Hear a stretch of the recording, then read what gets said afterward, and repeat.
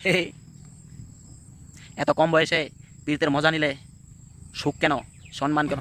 বুঝলে প্রিয়, আমারটা ধরার দায়িত্ব তোমার। হ্যাঁ, মানে হাত।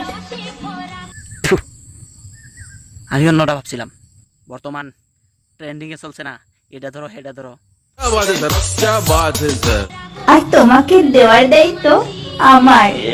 তোরা মানুষ হলি না রে, তোরা মানুষ হলি না। এত দূর এগিয়ে গেছে গা। এখনই তোর কি হয়েছে? বয়স তো এখন তুই কিছুই না, এখনই এইসব লাইনে চলে গেছিস। মানুষ হলি না রে, মানুষ হলি না। शाबाश बेटा, बहुत बढ़िया।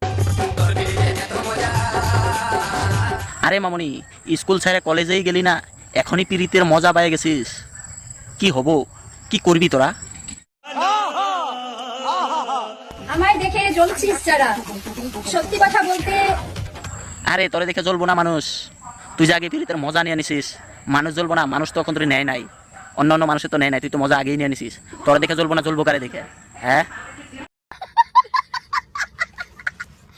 নিজের সুখটাও হারালাম, নিজের সম্মানটাও হারালাম।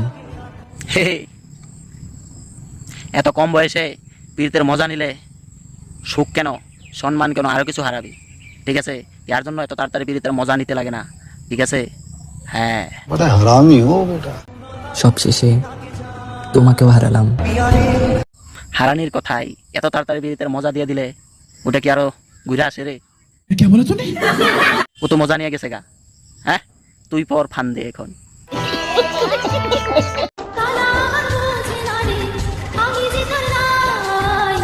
কালা আর বুঝবে না, কালা সব খায় পালিয়ে গেছে।